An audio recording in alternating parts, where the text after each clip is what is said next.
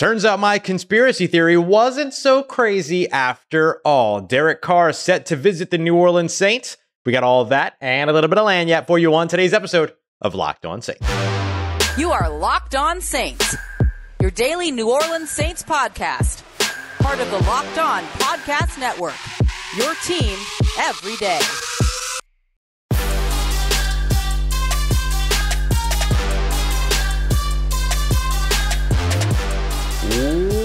What is good, Who Dat Nation and Who Dat family? Welcome into another episode of Locked On Saints, your daily podcast covering your favorite team, the New Orleans Saints, part of Locked On Podcast Network, your team every day. Thanks so much, as always, for making Locked On Saints your first listen of the day every day. Don't forget, we're free and available on all podcast apps and on YouTube as well. I'm your host, Ross Jackson, at Ross Jackson Nola on Twitter, your New Orleans Saints expert, credentialed member of the media, CrescentCitySports.com, USA Today Saints Wire, Tuesdays and Locked On NFL, and here with you every single Monday through Friday on Locked On Saints. Today's episode of Locked On Saints brought to you by our friends over at Nissan. The only thing more exciting than the big game is the all-new, all-electric 2023 Nissan Aria. There's only 4 days left until the Super Bowl. Are you ready? The Nissan Aria, the electric vehicle for people who love to drive. Learn more at nissanusa.com. On today's episode, it's all Derek Carr, baby. That's what it's all going to be about today. Why would the New Orleans Saints trade for Derek Carr as opposed to waiting for him to go to free agency? We'll answer that question. Yes, the New Orleans Saints can afford Derek Carr. They can make the space despite all of the salary cap nerds and what they think. They tell you, worry about me, listen to me, trust me, the actual salary cap nerd. We'll break it all down in terms of how they can get it done. And of course, as a part of that, they could also afford Lamar Jackson as well. But first, Derek Carr is set to visit the New Orleans Saints. This tells us three things, and the first of which is that the New Orleans Saints are actively in the quarterback market just like they told us. They are not happy with the quarterbacks that are in the building or that could be in the building for them in 2023 and are therefore looking at leaving no stone unturned, just as Dennis Allen and Mickey Loomis told us in their end of season press conferences. So they have the opportunity here with Jameis Winston, who's technically under contract in 2023, to just move ahead with Jameis, give him a third year as a starting quarterback. But as we've expected all along, that's not the direction that the New Orleans Saints want to go. Whether or not that actually means that he doesn't just end up being their starting quarterback anyway remains to be seen, because the Saints could go into this, swing and miss, do all those things. It can always happen.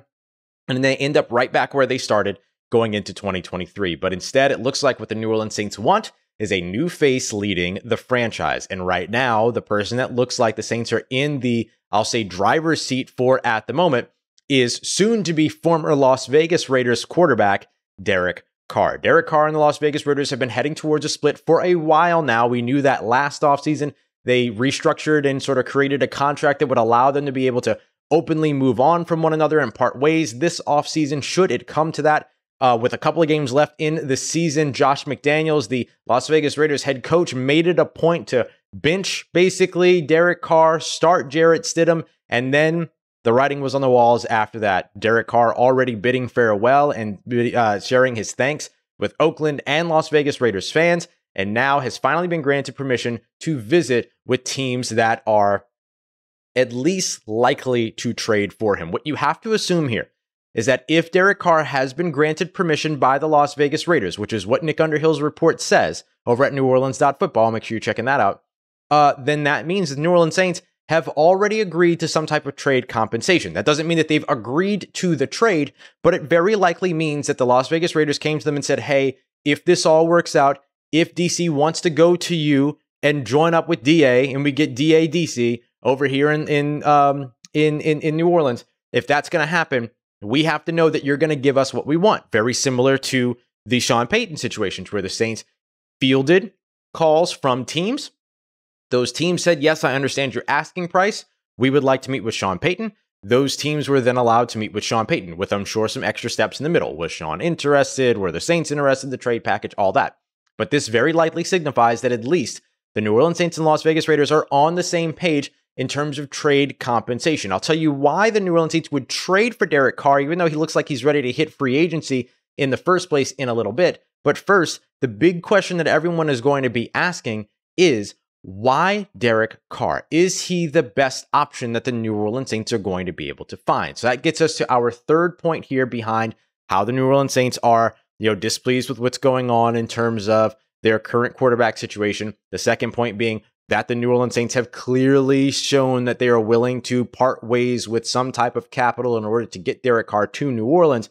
But then the third part is why Derek Carr? Is he really the best option you're going to be able to find? Well, he is until he isn't, right? The New Orleans Saints basically have a little bit of wiggle room here. It is currently February 7th. Derek Carr, as I'm recording this, Derek Carr is set to visit the New Orleans Saints maybe by the time that you're watching this on February 8th. So what that would mean is that the Saints would have until February 15th before they actually have to get any type of trade done. Now, that does give other teams time to maybe get into the mix here and attract a little bit of attention for Derek Carr, like the New York Jets, for instance, who could get a little desperate here over the course of the offseason and try to get their next quarterback with the sort of disappointing exercises that they have kind of been subject to here over the course of the past couple of years. But for the Saints, it might not be the best option that they have. The best option that they have could be Lamar Jackson, but do we know yet if Lamar Jackson is going to be leaving or departing Baltimore? We're about to do the whole salary cap breakdown for how the New Orleans Saints can create the space for Derek Carr. In doing that, they would inherently create the space for Lamar Jackson on a tag and trade deal as well. So the Saints could go either way here. The difference is that there's only so much time before the Derek Carr trade either has to happen or he becomes a free agent. You don't have the time to sit back and wait it out for Lamar Jackson. And if you're the New Orleans Saints, who do you feel more comfortable game planning for? Do you feel more comfortable game planning for the pocket passer that could take advantage of the lateral attack of the New Orleans Saints offense in the short to intermediate area? Or, as I mentioned in yesterday's episode when we discussed Lamar Jackson, do the New Orleans Saints really think they can game plan for Lamar Jackson? Because they might not be able to do that consistently enough for them to feel like that is a worthy investment. They also may look at Lamar Jackson and say, hey, there's an injury history there for a running quarterback. What was it that Jeff Ireland told us last week at the Senior Bowl? That he likes the dual threat guys, but you got to be able to throw when you're hurt. Right now, Lamar Jackson has been hurt throughout the 2022 season, and he hasn't been able to throw because he's hurt so badly he can't be out on the field.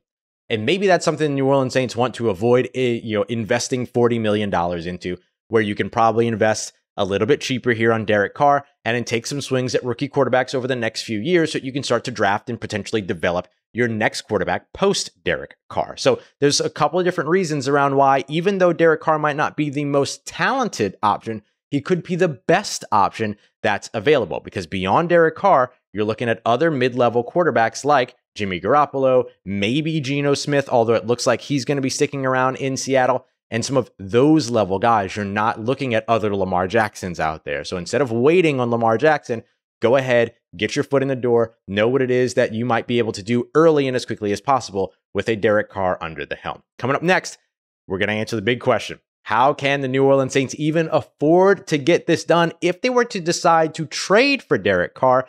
And even if they didn't trade for him, if they were to sign him in free agency, how do the New Orleans Saints build up enough cap space to be able to get Derek Carr in the building and still be able to add weapons around him? We got that for you as we continue on with today's episode of Locked On Saints. And today's episode of Locked On Saints brought to you by our friends over at Ultimate Pro Football GM, one of my favorite apps of all time. I absolutely love this app because it gives you an opportunity to be able to be the manager of your own franchise. You can become your own GM. You can manage your own football franchise all the way through. I want to give a big shout out to some of our contest winners. Chris Carter of Locked On Steelers. He walks away with the big prize. And we love this because you're able to compete with friends. You could even compete with us over in the Locked On Podcast Network as well. So if you're ready to compete, there's only one way to get it done. It's with Ultimate Pro Football GM. You're responsible for controlling the destiny of your own franchise by hiring the right coaches and coordinators, trading players, navigating the salary cap, all of that good stuff. I absolutely love this app. I play it all the time. Locked On Saints listeners, by the way, are going to get a 100% free boost to their franchise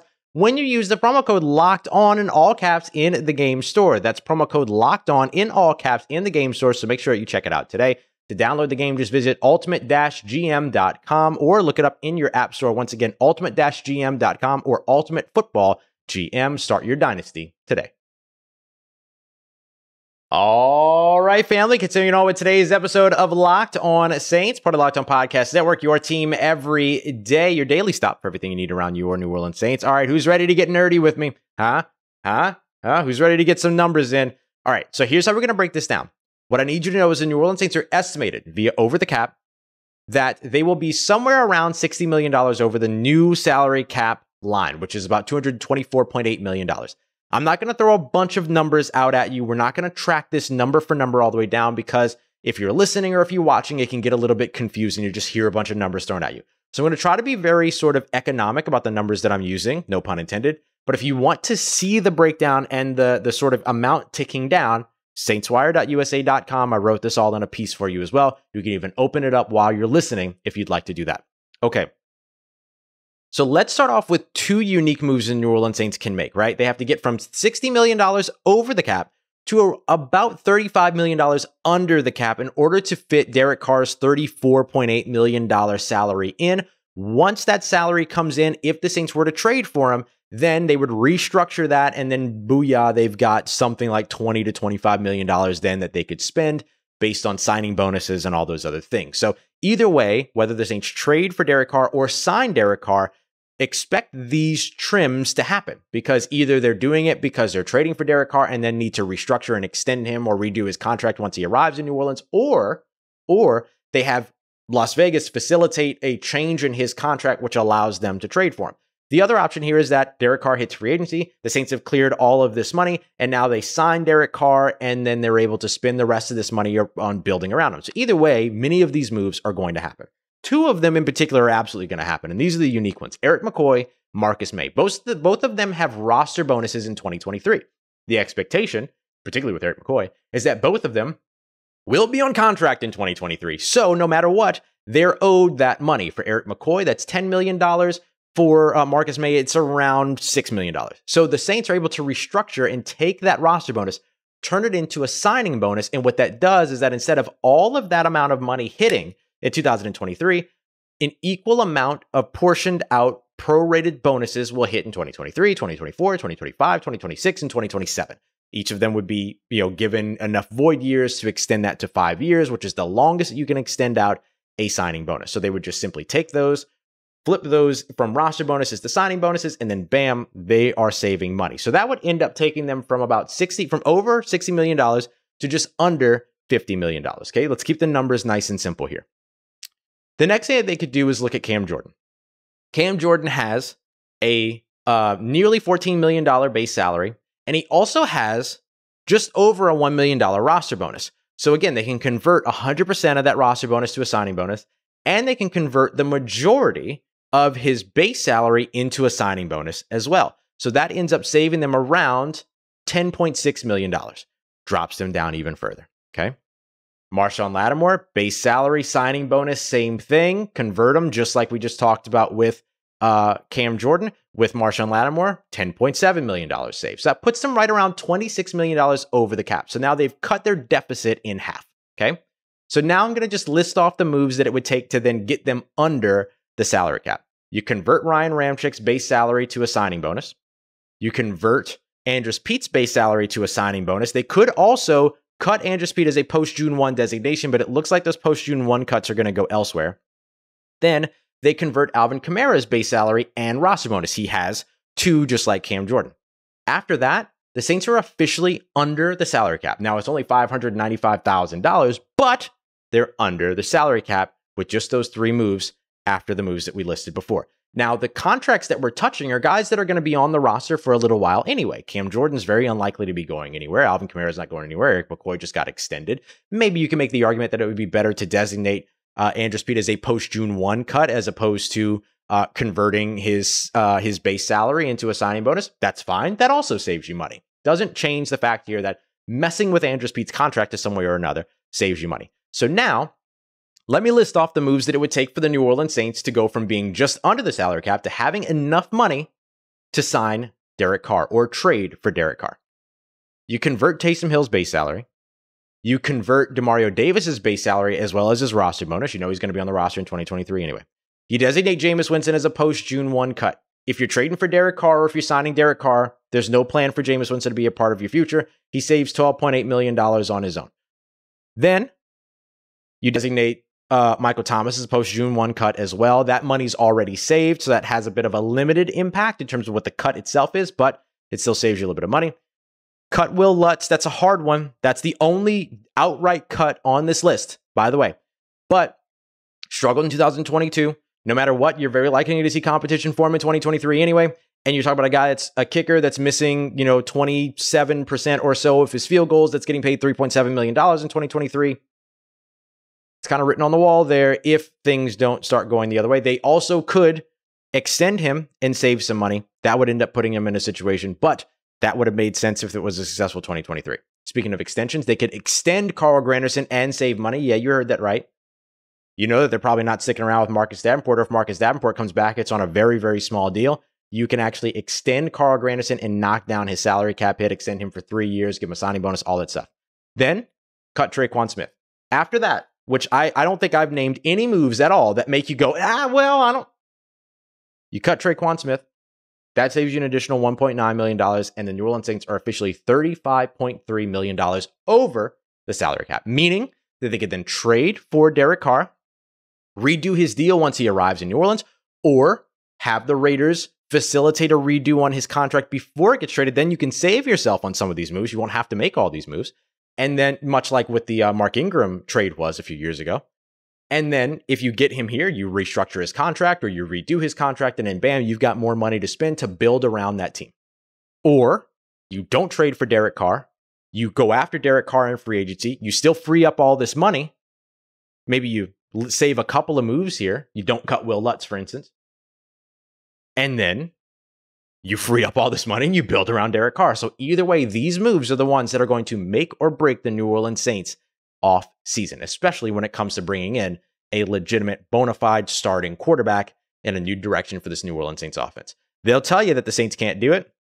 They very easily can. All right, up next, yes, the New Orleans Saints can make the space that they need to trade for Derek Carr, but why would they trade for him as opposed to waiting for him to hit free agency? There's actually a very easy to explain explanation behind it all. And what would the trade take? We got that coming up for you as we continue on and wrap up today's episode of Locked On Saints. And today's episode of Locked On Saints brought to you by our friends over at Prize Picks. Prize Picks is daily fantasy made the way that it should be. If I'm being honest with you, certainly made easy. You don't have to play against a bunch of mystery lineups for a mystery cut of a mystery pot or anything like that. It's super simple. You're able to go in because it's just you versus the house, you versus the projections that are available. You jump in, you see Patrick Mahomes is set for a projection of like 320.5 passing yards, right? Think he's going to pass for more than that, then you choose more. Think he's going to pass for less than that, you choose less.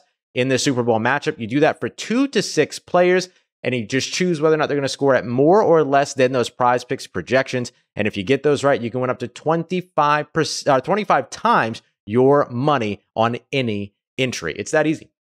No competing against other people, just you versus those projections. Takes about 60 seconds for you to make those entries. It's that easy, safe and fast withdrawals as well. Currently operational in over 30 states and in Canada as well. You can download the Prize Picks app today or go to prizepicks.com and you can sign up for daily fantasy sports. And each user, first-time user, is going to get a 100% instant deposit match of up to $100 by using the promo code Locked On. You put down 100, Prize Picks will give you 100. You put down 50, they'll give you 50. Don't forget that promo code Locked On at sign up for your instant deposit match of up to $100 today.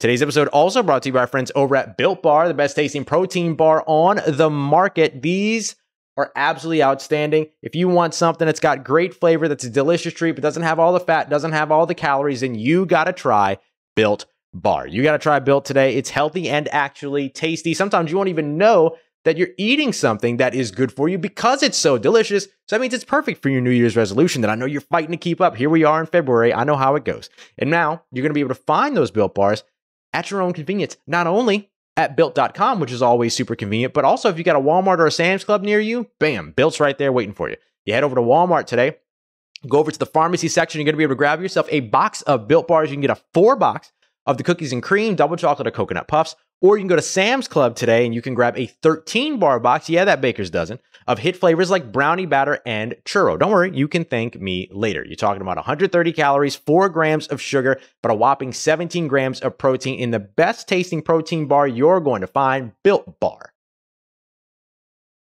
Let's get it, Who Dat Nation. Wrapping up today's episode of Locked On Saints, answering an easy question here for you as part of Locked On Podcast Network, your team every day. why would the New Orleans Saints trade for Derek Carr when they could just wait for him to hit free agency? Well, if you trade for him, you got him.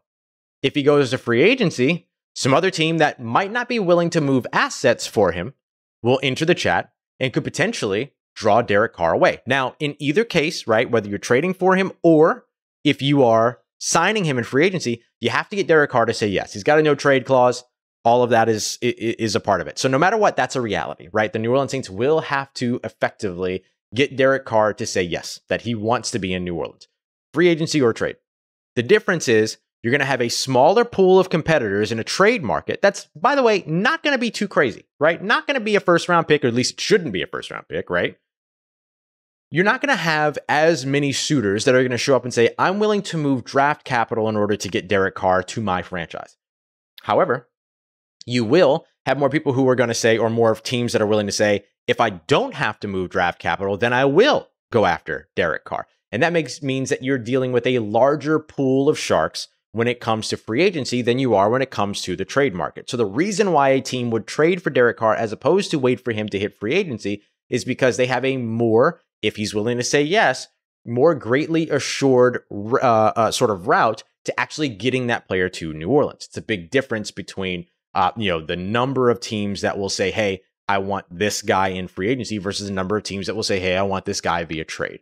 So the Saints are trying to keep the pool slim. This is one of the reasons why they didn't go into the offensive coordinator market. There were 14, 15 other teams all looking for offensive coordinators. The Saints saw that as a Red Sea, very bloody waters, didn't want to dive into that and said, you know what, by the time that that's all said and done, are you going to find somebody better than what they had last year? Or can you make the change and have Pete Carmichael himself come back as a new offensive coordinator? So that was the type of decision that they made then.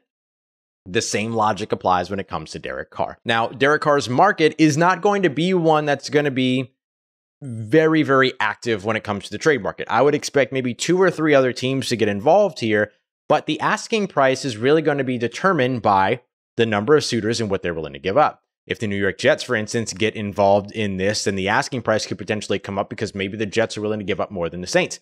The Saints then have to sort of meet that price. But what if Derek Carr says, there's nothing really drawing me to the New York Jets? There's a lot drawing me to the New Orleans Saints, a familiar system, a West Coast system, and a coach that he knows very well, and a coach that he highly respects.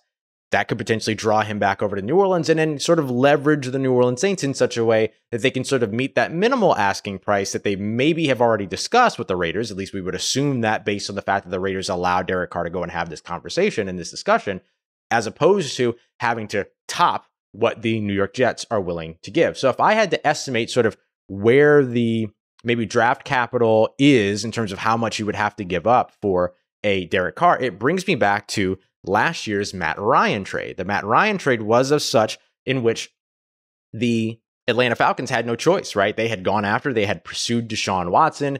Matt Ryan was very, kind of ticked off about that, and understandably so. So he wanted out. So what happened? The Atlanta Falcons traded Matt Ryan to the Indianapolis Colts for effectively a 3rd round pick, 82 overall. Not a bad deal. Not a bad deal for Indianapolis. Now, it didn't work out for Indianapolis, and this might not work out for the New Orleans Saints either. And so when they trade for him, they would have to, we talked about how you restructure those contracts to get him there, then you get him there, and then you restructure the deal. So with that being the case, you restructure the deal, or you extend him, or you redo his contract in such a way that you might be able to get out next year or the second year after that. So for me, when I look at a 2nd round, or effectively a 3rd round pick being traded for Matt Ryan, who was a Super Bowl winner, I think about a disgruntled quarterback in the Las Vegas Raiders who hasn't won a Super Bowl yet, who has routinely had one of the lowest average depths of target across the NFL, mostly due to the system that he's playing in, and that somebody that does have, though, this incredible streak of game-winning drives, 4th quarter comebacks, all that. Derek Carr is like 4th and 5th active in those metrics or in those statistics. A 3rd and a 4th, maybe? I don't think it has to be that much. I think Matt Ryan's kind of the ceiling there. And maybe you have to give up a little bit more because he's a bit younger and you're trading for him as a starting quarterback. But he's already said goodbye to the team. He's already said goodbye to the fan base. He's already kind of tanked his market. And I don't think that that's not strategic. Just like I don't think that Lovie Smith didn't know what he was doing when he won that last game of the season and the Houston Texans were out of their 1st round pick and he said peace. right? So I look at sort of this trade for Derek Carr being a trade that can be very affordable for the New Orleans Saints, one that doesn't have to push the pocket for them. And hey, look, if the Saints move a second for him, great. If they move a future second for him, great. Like if you're moving a pick to get a starting quarterback and you're building one that you believe can be your guy for the next handful to 10 years, however old, I don't remember how old Derek Carr is. I'll look that up real quick because I should probably know that. But, however that all works out for the Saints, that's fine. But they don't have to give up a first round pick just because the guy's a quarterback. That's not true. 2023, he'll be 32 years old. So he's probably got another 8 to 10 years left in him at this point, right? Based on what we know from like Geno Smith taking off later in his career, and then Drew Brees, Aaron Rodgers, and Tom Brady all playing, into their late 40s. Or into their 40s. So what happens if you do that, right? You move a third round pick and let's say a fourth round pick as well.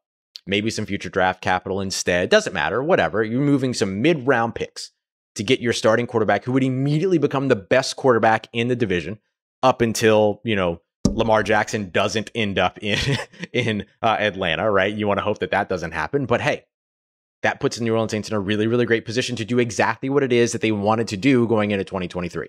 Maintain and be able to compete within a division that's already going to be bad. That puts them in that spot. Now, they'll have to wait and see what the other teams do. If they miss out on Lamar Jackson because they move on Derek Carr too early, then all of a sudden the Derek Carr trade becomes scrutinized. If Derek Carr gets traded to the New Orleans Saints, Lamar Jackson stays in Baltimore, and Atlanta has to move ahead with Desmond Ridder in a second year, then all of a sudden the trade looks much better, right? So Saints can walk out on the right side of this. And even if they clear up all this cap space, even if they do all that, all the stuff that we just talked about, and they try to trade for Derek Carr and it doesn't work out, and he ends up somewhere else, or he goes to free agency and he ends up somewhere else, then the Saints should just have $34 million to spend to solve their problems. That's not a bad place to be either. All right, y'all, coming up on tomorrow's episode, it's Thursday. So we're going to take a look at what if the New Orleans Saints got super, super aggressive during the NFL draft. And of course, we'll keep you up to date with everything you need to know about this Derek Carr visit and when things might start to shake out. Remember, the Raiders have until the 15th to trade him if that's the route that they end up going. We'll follow it every step of the way here on Locked On Saints. Appreciate you as always. Make it your first listen of the day every day. Don't forget to go and check out Locked On NFL. Make sure you're keeping up with everything going on around the Super Bowl this week. Peter Bukowski making daily stops while he's on Radio Row over in the Super Bowl. So don't miss out on what's going on in Arizona. Appreciate you as always, y'all, for making me a part of your day, part of your routine, for saying yes to me and the show. And as always, if you see me, say hi. Need anything else around your New Orleans Saints, make sure you follow me on Twitter at Ross Jackson, NOLA. Hit me up. Let me know how the family's doing. Let me know how you're living. Let me know how you're momming them. And trust you, that nation. I'll holla at you.